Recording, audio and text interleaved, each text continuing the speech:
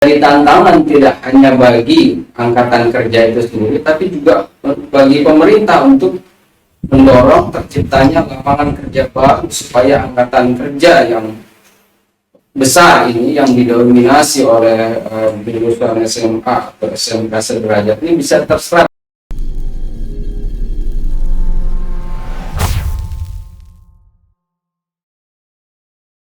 Kira-kira apa yang harus dilakukan oleh pemerintah terkait dengan kondisi seperti ini?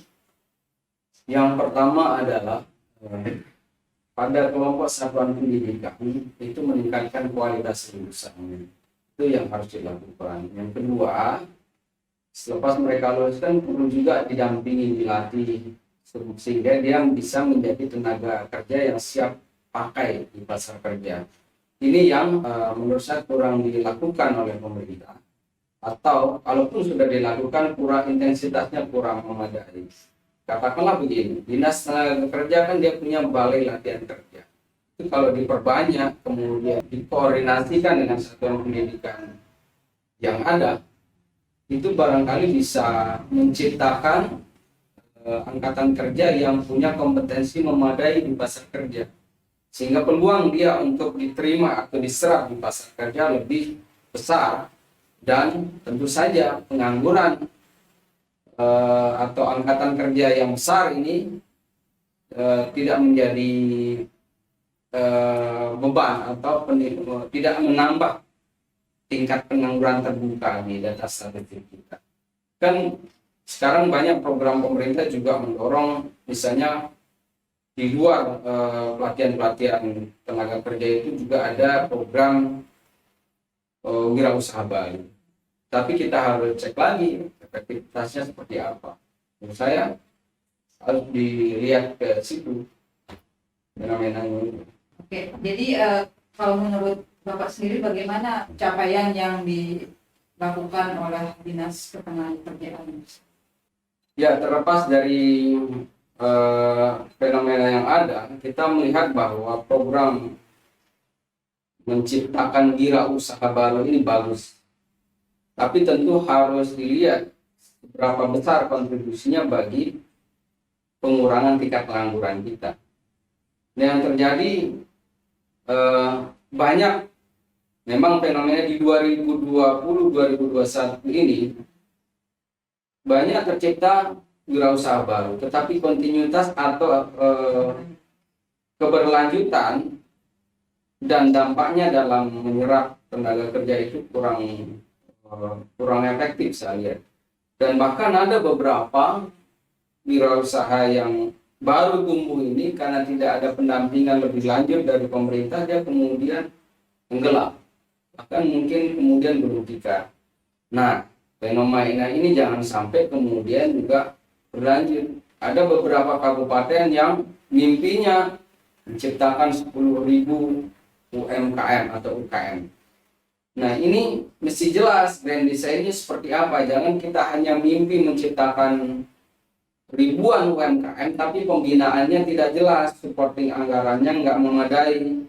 Lebih-lebih kemudian peran pemerintah dalam hal memfasilitasi mereka sampai mereka kemudian bisa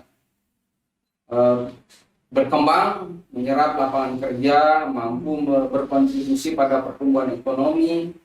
Itu kalau dibiarkan atau tidak ada pendampingan, tidak ada desain yang bagus, dia nanti hanya akan tumbuh seperti cendawan di musim hujan. Jadi kalau dia katakanlah muncul sesaat, tapi kemudian dia akan tenggelam karena nggak ada keberlanjutan. Ini hukum pasar itu begitu. Siapa yang kuat dia akan bertahan dan akan terus maju. Ya, seleksi alam lah. Bisa tidak menciptakan ribuan UMKM itu butuh sumber daya yang luar biasa. Menurut saya, ya lebih baik kita sedikit saja targetnya, tapi betul-betul kita kawal, kita fasilitasi. UMKM juga nggak butuh ya di koloni terus menurut saya. Dia memang harus mandiri, tapi dalam tahap-tahap perkembangan dia harus fasilitasi. Apakah misalnya dalam urusan perizinan, urusan pasar, urusan produksi, urusan apa lagi, terutama soal standarisasi harga dan stabilisasi harga, itu penting sekali bagi UMKM. Dan yang tidak kalah penting adalah bagaimana produk-produk UMKM ini atau wirausaha ini bisa berkontribusi meningkatkan pertumbuhan ekonomi di daerah. Ya, kita lihat sekarang ini kan banyak sekali yang beberapa sektor-sektor yang UMKM-nya justru tenggelam. Misalnya yang di bidang pariwisata.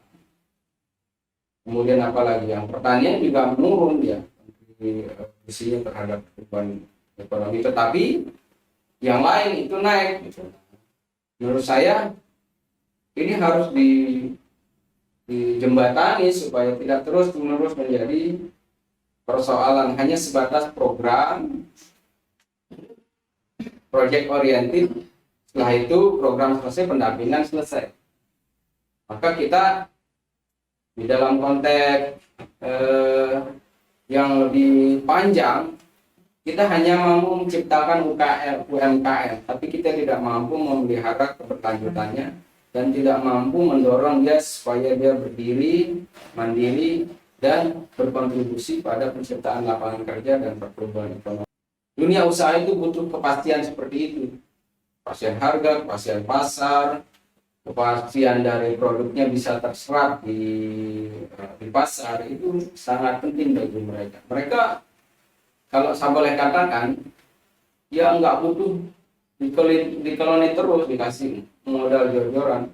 Cukup fasilitasi saja, dampingi, latih dia supaya dia punya kemampuan untuk berproduksi dengan baik sesuai dengan standar tuntutan pasar, misalnya dalam hal produksi seperti apa yang diinginkan pasar, standar kualitasnya seperti apa, kemudian juga dalam konteks inovasinya dia bisa berkembang karena terus didukung dan disupport oleh pemerintah. Saya kira itu yang dibutuhkan agar kita nggak butuh banyak UMKM, kita butuh yang sedikit tapi mampu mendongkrak pertumbuhan ekonomi dan menyerap tenaga kerja di NTB khususnya. Baik Pak, terima kasih atas tanggapannya. Demikian tanggapan dari Bapak Hendriadi selaku pengamat kebijakan publik terkait dengan fenomena angka pengangguran di NTB yang didominasi oleh lulusan SMA sederajat.